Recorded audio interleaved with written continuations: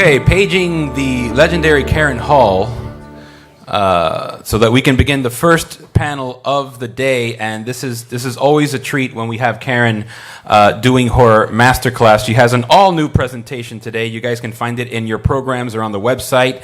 This, of course, is part one of our Writer's Lab, a two-part series on writing, development, and pitching, starting with writing outside the margins from the Karen Hall, now famous No BS School of Screenwriting.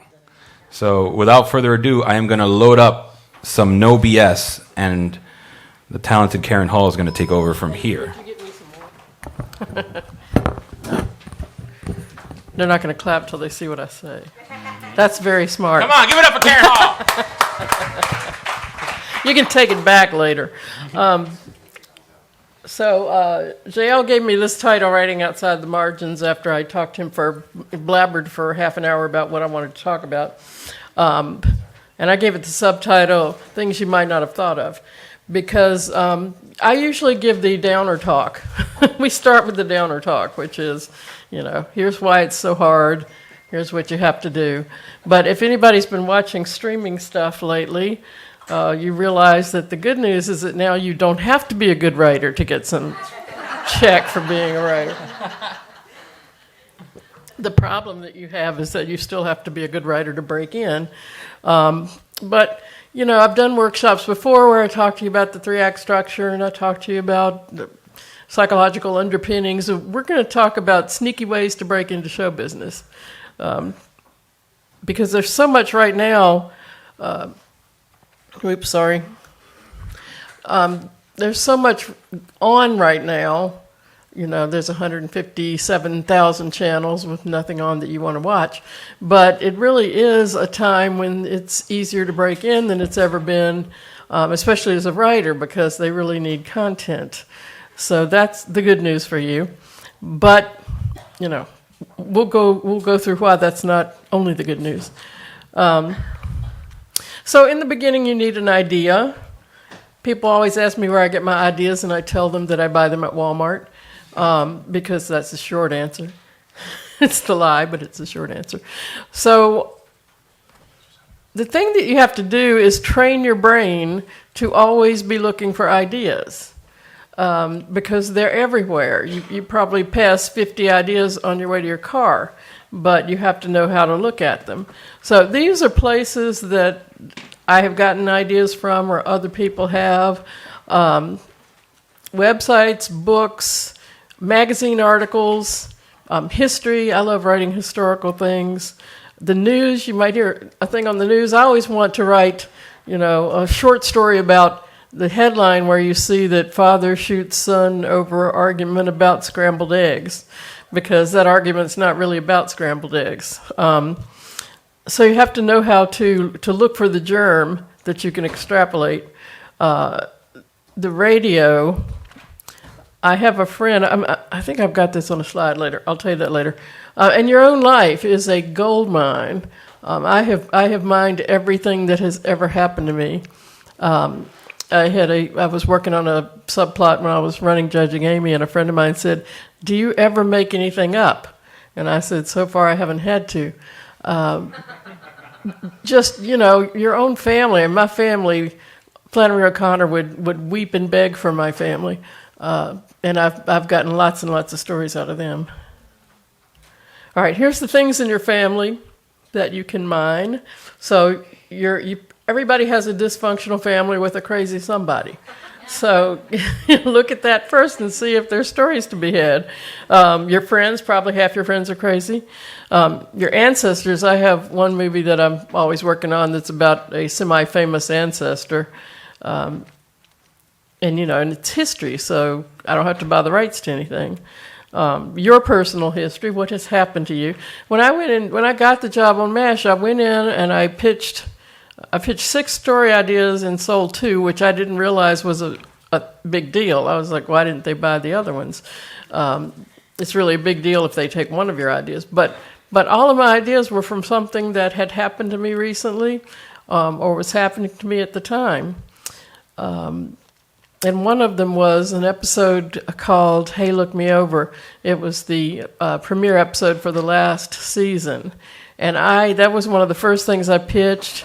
I pitched it for an entire year, and Alan kept worrying about it making Hawkeye look bad. So finally what happened is we decided to write it together so that he could make sure Hawkeye didn't look bad. And that was one of my favorite episodes. And it started with, my roommate was dating this guy, sort of, and he called to talk to her, and she wasn't there, and he and I talked for 3 hours, and, just had a great time. So he asked me out, and then I go out with him, and he's really not attractive. But I liked him so much by that point I didn't care. So I thought, I want to do something where somebody calls Hawkeye on the fact that he's only flirts with the really good-looking nurses. And I don't know if you remember, but there was a Hawaiian nurse named Nurse Kelly, and so she became the star of that episode, and it worked out really well. But that's where I didn't sit around, staring into the air going, oh dear, please idea, come to me. I went through, what's going on in my life? Can any of that be a story? And you can do that all the time. Your interests, there's so many shows that are wonderful little quirky shows that came from somebody's obsession with something. I did a pilot for AMC that was set in a Jesuit seminary because I used to be fascinated with Jesuits. I'm over it. But, that was just, and anybody's little niche of a weird show is something that happened to them or something they were fascinated by. Okay, one of my mentors is David Chase, who created The Sopranos. And he got the idea he grew up in Jersey. His mother absolutely was Olivia Soprano. And if you know anything about the show, that's not good. And he would drive past, a pork shop and see all these Mickey Mouse, New Jersey mafia guys out there. And he decided that would be a show, and it became a great show. Movies that have been made from history, if you have a story in history that you think is fascinating, you can turn that into a property. So think about that. From books, these are ideas of movies that came from books, and Joe and I, my partner, have optioned some books that we want to do something with. We have been involved in other projects that someone had optioned a book. But you have to have a story sense. This is what you have to have, even if you don't have to be a good writer. You've got to have a strong sense of what a story is, so that if you read a book, you know whether or not there's a movie to be had from that book.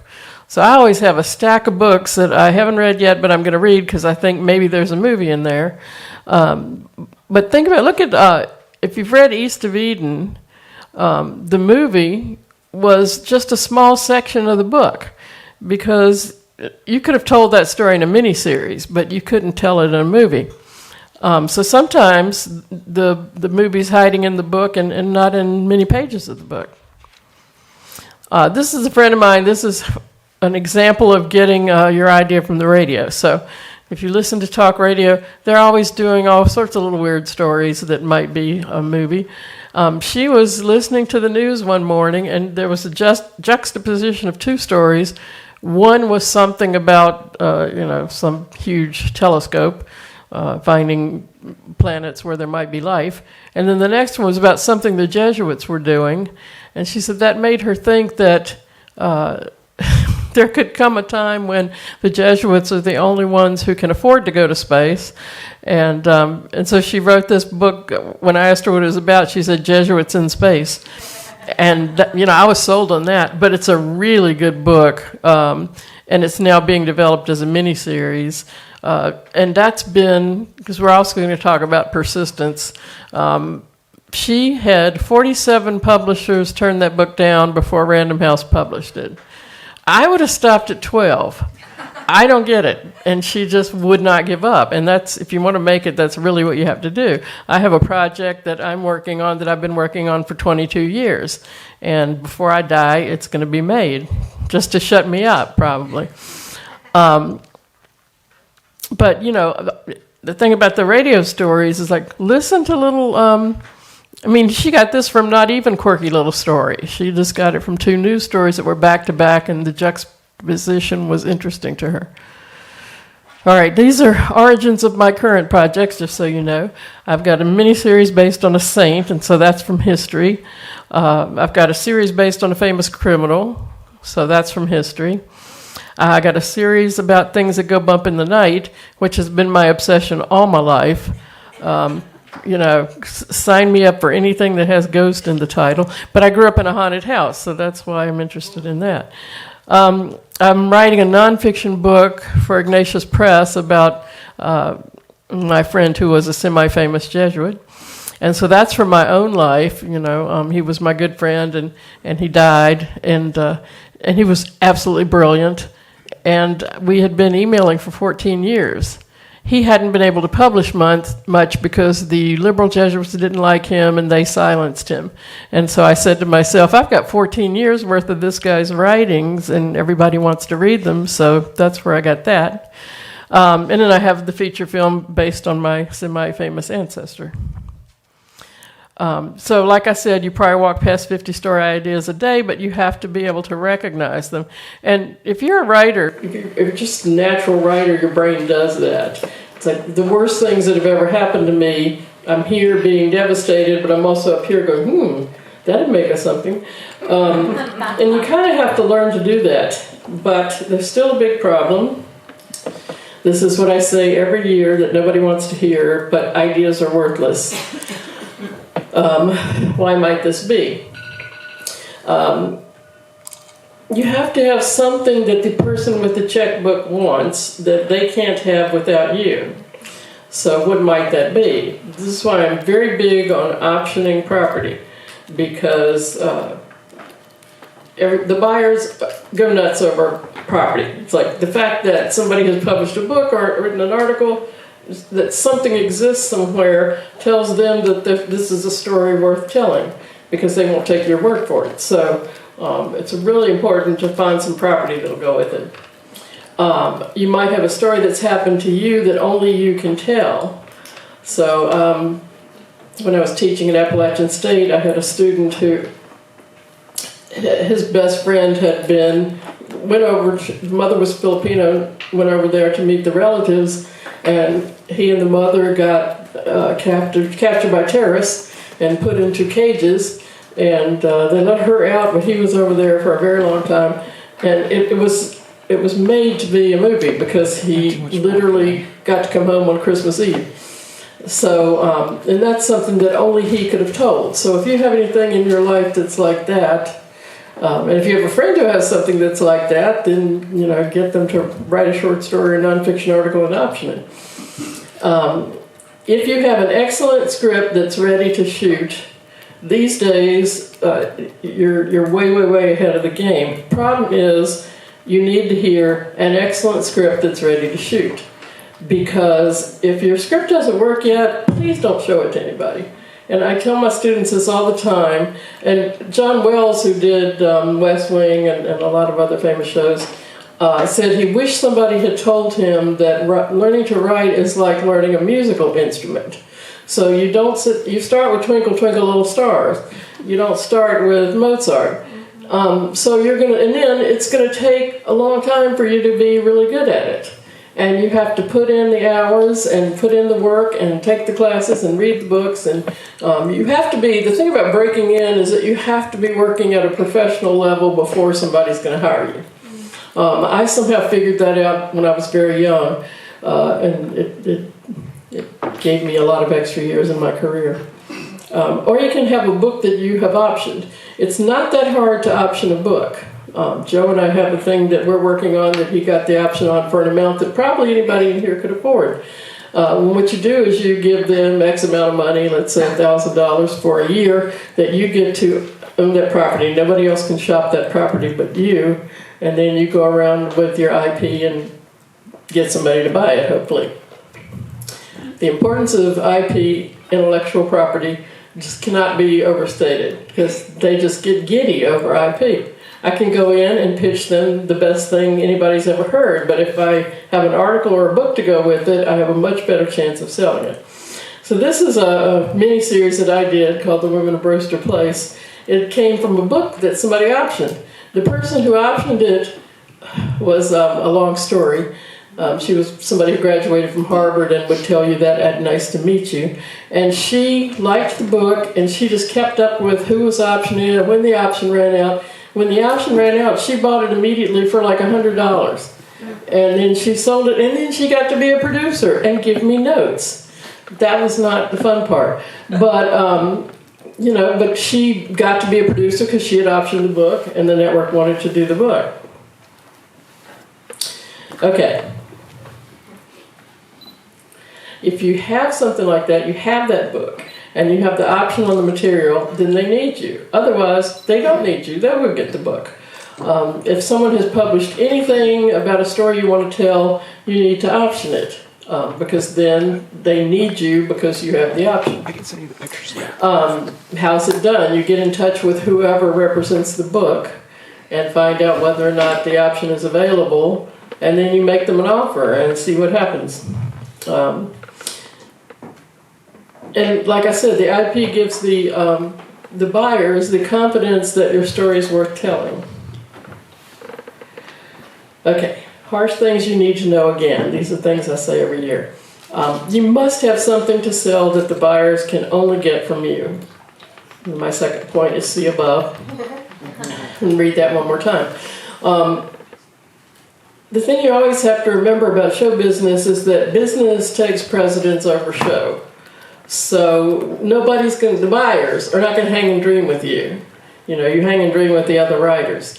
But to get them to buy it, you have to have something that they need. Buyers are business people. They don't like spending money that they don't have to. So, like if you come in and say, I think this book would make a good movie, then they'll find out if it has been optioned, and if it hadn't, they'll option it, and then they don't need you. So you have to get it first. If they can tell you the story without you, they will. And the subtitle of that is Never Pitch to Disney. I've been saying this for 35, 40 years.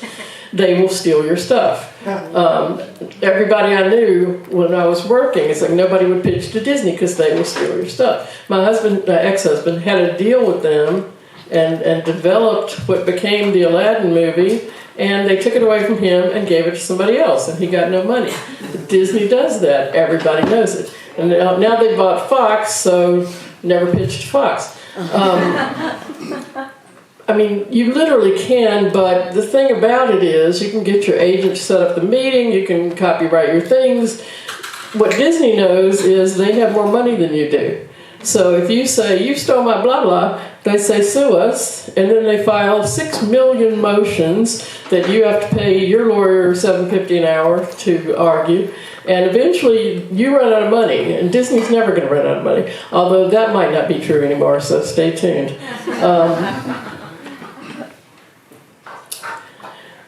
And the thing about trying to break in or sell something without any credits is that then they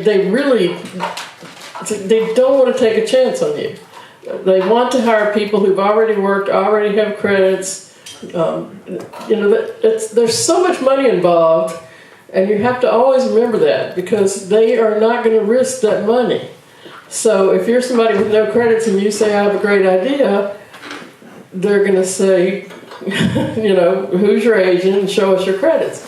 And the thing about the woman who optioned the women at Brewster Place, she eventually parlayed that into, she became an actual producer, I guess. But, she started with, I've got this, so you have to give me a title.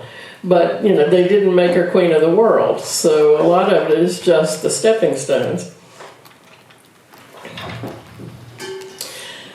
Okay, I'm repeating some stuff, but this is what you have to have. You have to have an excellent script.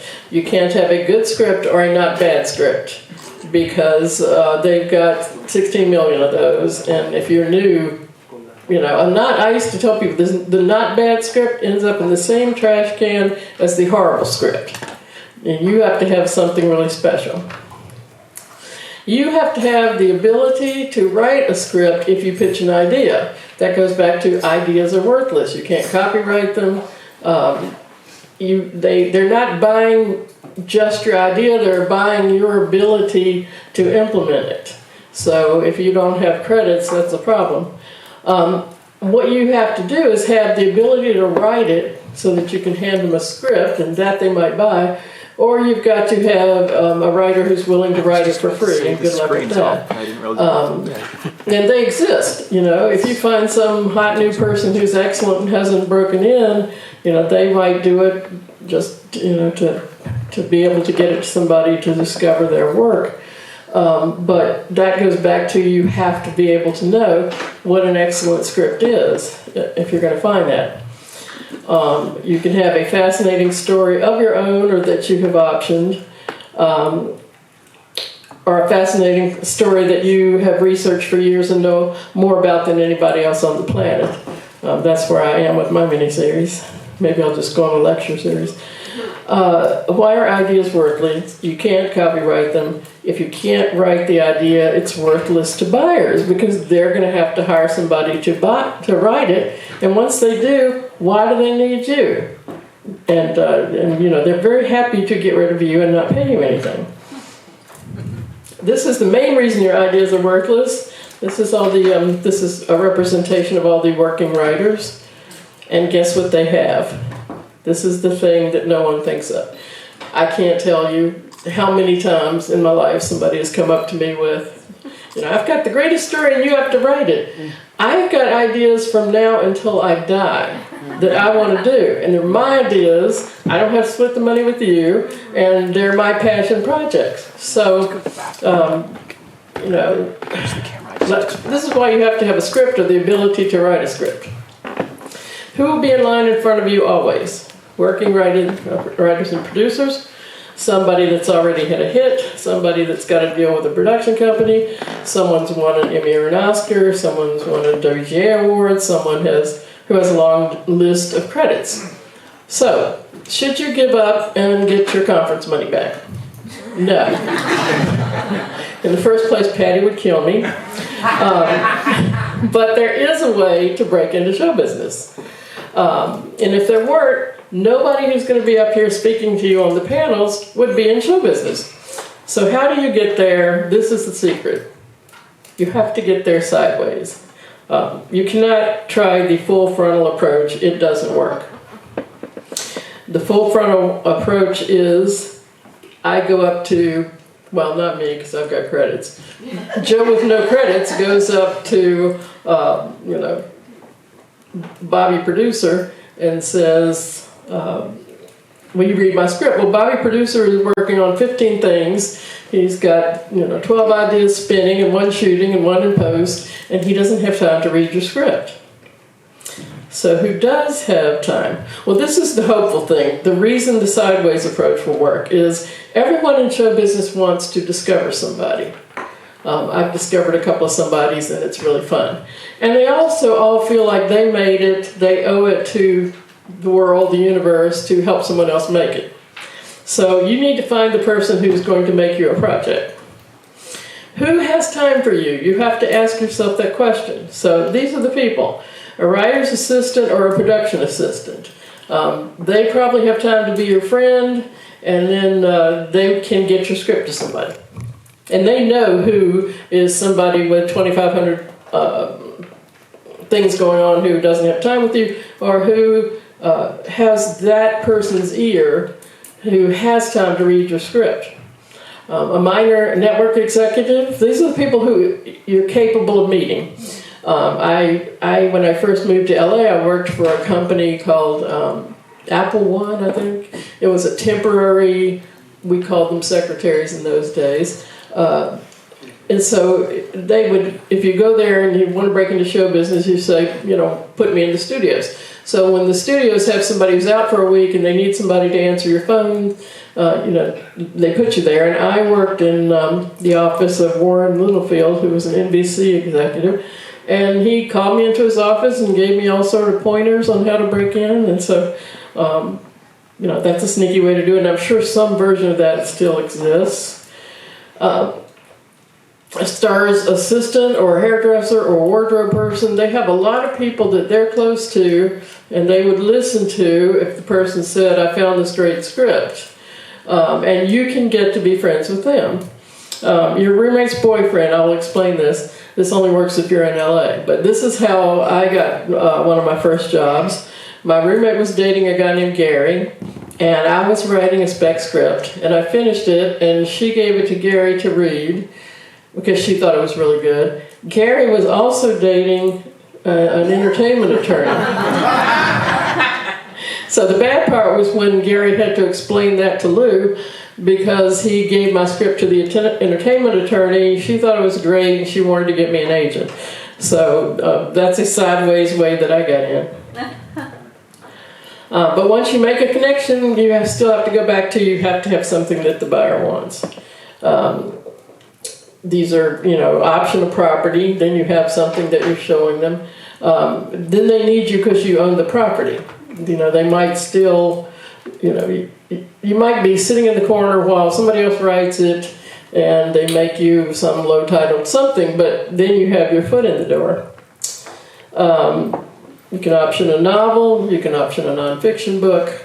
A friend of mine's doing a web series. I'm sure he'd be very happy for you to option that. Or a true story if there's intellectual property somewhere about it. Learn to write and write a script. The thing is, I'll go to this one. You would not go to a pilot and say, "Can I fly your 737?" And you have sense enough to know that. But it's the same thing with, can I write a script? It's a craft, and you have to learn it. And there's lots of ways to learn it, and a lot of them are free. So you can take classes at a local college. I teach for a college, online classes, you can do that. You can read books, there are many good books. You can subscribe to Substacks. You can read scripts, and that is the best way to learn how to write well. There's a website called Simply Scripts that has just about every script that's ever been written. And but don't read transcripts, because then you won't see the format. You need to read what exists in the correct format. Google.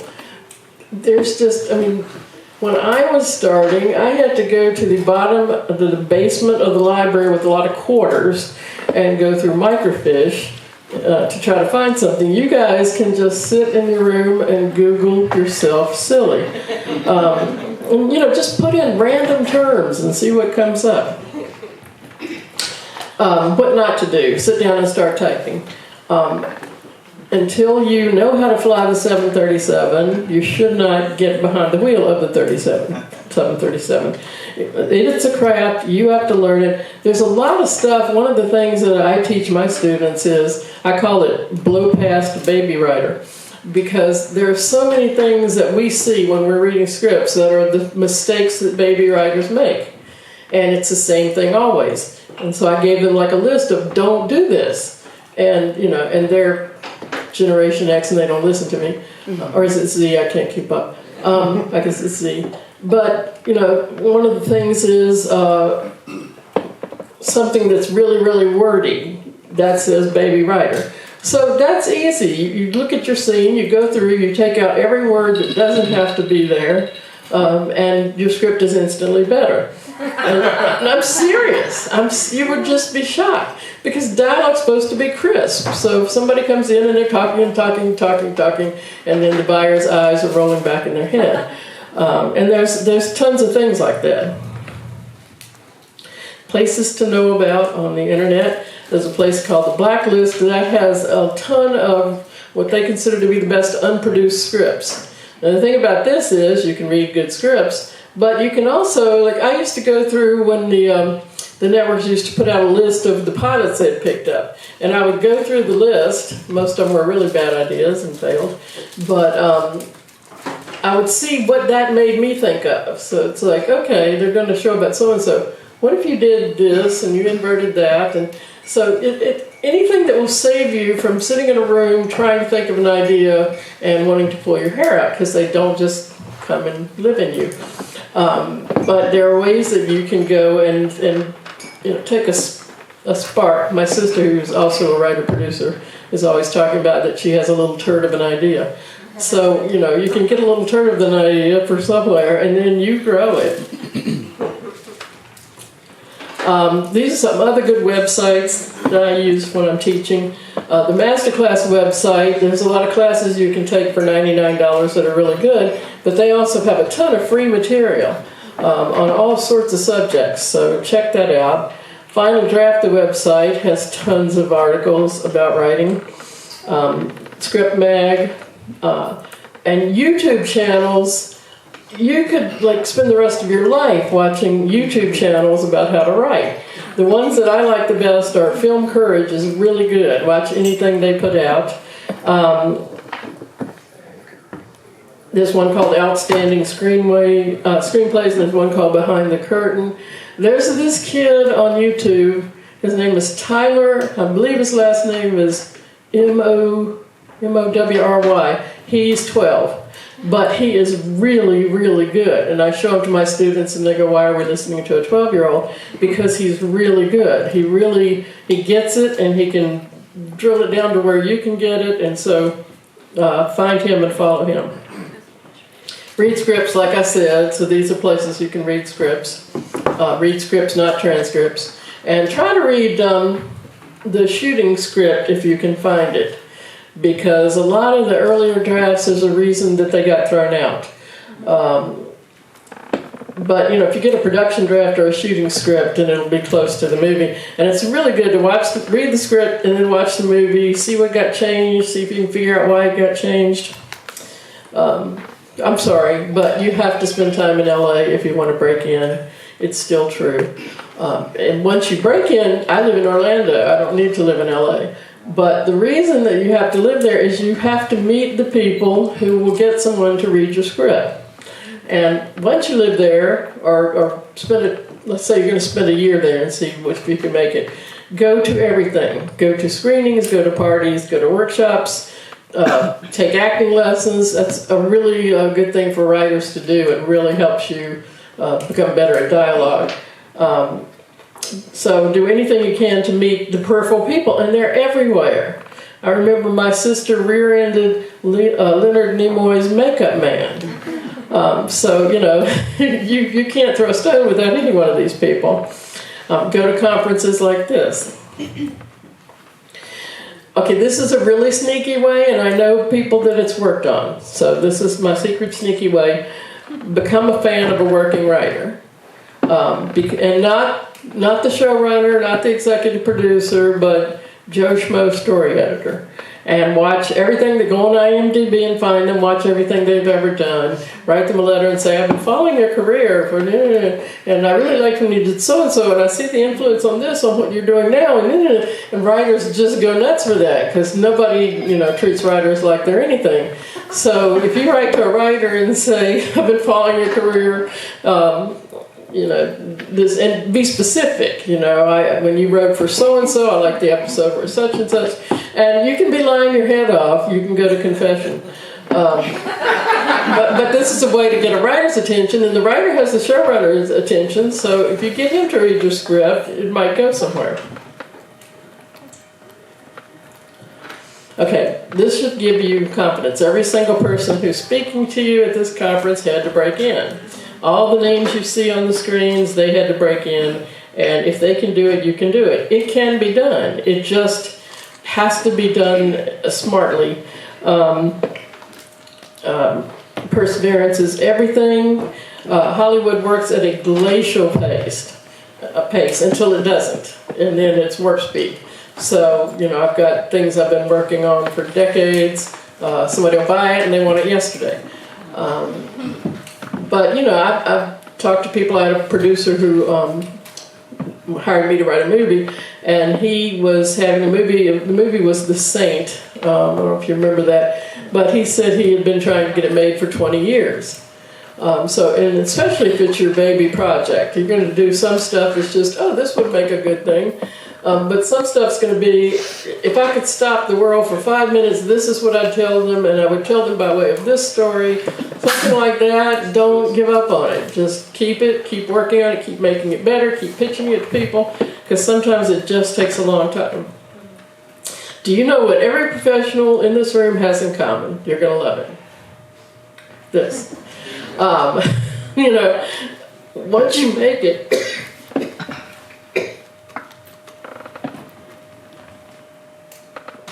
once you make it, you're not done being rejected. Because I'm sorry, I upset a lot of writers on The Good Wife, the younger women writers, because they thought you hit a point where this gets easy. And they knew I'd been doing it for a very, very long time. It does not get easy. It doesn't get easier. It's always the same. Rejection never feels good. But the people who make it are the ones who won't give up. These are the projects I'm working on now and how long I've been working on them. So I've got a project called Inigo, which is about the unsaintly years of St. Ignatius. I've been working on it for 22 years. It took me 10 years to figure out how to tell the story, because if you know anything about his life, the trajectory could not be worse for a 3-act movie. So he grows up, he wants to be a knight, he's in love with the princess, there's sword fights, there's battles, it's wonderful. Then he gets hit by a cannonball and becomes a saint. Then he pilgrims for a while, and then he sits in an office environment and writes letters. That's the worst possible trajectory. And I kept trying to make it work, and I said, this can't work. Because, the climax is he gets hit with the cannonball, and that's on page 15. So finally I pitched it to my friend who wrote The Sparrow. I said, because she knew from Jesuits, and I said, I just have tried everything. I can't make this work, and here's why. The first part is a popcorn movie, and then it's a movie that you watch in your church bath, and then it's a movie you don't watch. And so she said, just write the first part. So that was the first thing. It took 10 years for me to get to that. It's like, I'll just write the knights and princesses. And then I spent, 5 years more trying to make that fit into a 2-hour movie, and I wasn't having any luck. And then I came to this conference to speak, and a man named Paul Brett, who was the executive producer of The King's Speech and many other things, I was telling him about my problem, and he said, make it a miniseries. And he says that as we're walking down the hall in a very off-handed way, and I heard that and I went, that's it. And so then Joe, my partner, and I worked on it. We beat out 8 episodes. You can tell the whole story, and it works, and it's great. But it took me 22 years to get, now somebody should hand me a check and let us write it. But it took 22 years to get there. The Woods, which you can hear in the next panel, I'm going to pitch it to Matt Stein, who's one of our buyers. And he's already heard it. He's already read a draft, but I'm going to fake pitch it so you can see what a pitch looks like. I've been working on that for probably more than 10. I said 10 years, but probably more. I remember where I was sitting when I got the idea, and it was 3 houses ago. And then we're working on one called Call Me Al that's about Al Capone's 5 years in Miami. I think we've been working on that about 6 years. The good thing about working on it for that long is it's going to be damn good when we get there. Because the reason so much bad stuff is on television is they hire somebody and they want it Wednesday. And especially for creating a show, you have to let it ruminate, you have to get to know the characters. For me, I have to write it the wrong way so that I can figure out how to write it the right way. And so, if you've got an idea that you love, and somebody says no, don't throw it away. It's just keep working, keep making it better. And your pet projects like that, the things that you're really passionate about, you really want to do, they will keep you going through the garbage that you have to put up with in show business. So, just keep those. When somebody's driving you insane and they're telling you, can the priest be a blimp? I'm barely kidding. You should go, there's a website called Real Network Notes, where writers go and put up notes they've gotten from the network. My best note ever that I put up there was, they tell me the suicide scene is too dark. I said, oh, you want the musical comedy suicide scene? Okay. I had a friend who was an excellent writer, won all sorts of awards, and he came up with a series that was like a noir detective series, and he went in and pitched it. It's very serious. And the network executive listened to it, and he goes, you know what this show needs? No, what? A porpoise. And he's like, a porpoise in the noir crime story. He goes, people love them. People will tune in just to see the porpoise. So you're going to hear stuff like that, but take your pet project and go home and go, this is insane. They're going to write me a check, so I'm going to put a damn porpoise in it. But over here is where my heart lives. And if you do that, then you can have the strength to keep going and to do it for as long as it needs to be done. Show business is very lousy as a get-rich-quick thing. This is something I can't make my students understand. They think they write their first script, I get them an agent, he buys it, they move to Hollywood. It doesn't happen like that. You know, what happened to me was the story about Gary happened, and then that agent, that entertainment attorney got me an agent. My agent sent my heart project that I've been working on to the executive producer of MASH, and he called me in to pitch. I went in and I pitched 6 things, and they bought 2. And so I did the first one as a freelance. Actually, they bought 2 and they said, we're not going to do them now, but you know, we want these 2. And we need you to write Margaret's father comes to visit the unit. So that was my first one. It was called Father's Day. Off of that, I got a job on a show called 8 is Enough. I went there and worked for a year. And then MASH had decided that they wanted a staff writer. It was between me and the guy that I ended up marrying. Which, you know, for 11 years, not a good idea. And every time we have a fight, it was, you got my job on MASH. My whole life would have been better if you hadn't gotten my job and you only got it because you were a woman. There's a reason he's my ex-husband. But, you know, and once I worked on MASH, I remember when I got the MASH job, I called my agent, and he said, you know, they're offering you a staff job. And I said, I can't take it. And he thought I had lost my mind. He said, why can't, you know, he said, I'm not going to call MASH and turn down the job, but tell me why you think you can't do it. And I said, because it's MASH, you know, they will fire me in a week because I'm not that good. And he said, if they do fire you in a week, you'll work off of it for decades. So I said, okay, and I went, and luckily they didn't fire me in a week. But from that, I got a job on Hill Street Blues, and from those, I got a job on Moonlighting. So, you know, you can see it happened in increments. It wasn't move out, we'll give you a big check. In fact, the thing that made me move out was a guy named Jim Burrows, who was a very famous director, working on Taxi at the time, if anybody remembers that show. And my friend Miriam and I wrote a spec Taxi script and somehow got it to him. He called us in Virginia and said, this is really good, you should keep writing. You know, he didn't say, here's a big check and an apartment, but the fact that somebody of that caliber said that gave us the guts to get on a plane and go to LA. So you got to think about it in increments, not think about it as, you know, I write this and now I'm rich. This is an Al-Anon quote that actually Fannie Flagg was the first person who said, and it's really true. The Al-Anon quote is, don't give up before the miracle happens. So, you know, it's a great job. It's as great as you think it is. So it's worth putting time into. It's worth learning the craft. It's worth not giving up. And the people who make it are the ones who work the hardest and don't give up. And that's something that you can absolutely control. So that's my non-negative spiel. Does anybody have any questions? Yeah. One thing I was always wondering about the writing process is you hear all about these movies that don't, these unproduced screenplays, and then you hear there's a lot of good ones that don't get produced. Yeah, I've got a truckload of them. Why is it that they never, when people are out of ideas, they don't ever go back to these unproduced screenplays? For example, with the James Bond films, there was a canceled Bond film called Property of a Lady. It sounds so much more interesting than, you know, some of like the 90s Bond films, but the movie got postponed and delayed, and then they did something completely different, which was GoldenEye. Why didn't they just go back to that for the next film? The true reason is because we don't do it that way. It drives my husband insane. I had a pilot that was down to my pilot and David Kelly's pilot, and they decided to do his pilot. His pilot flopped, and so my husband said, so now they'll do yours, right? No. They're going to hire a whole bunch of new writers to write a whole bunch of new pilots and spend a lot of money. And what you're saying is what should happen.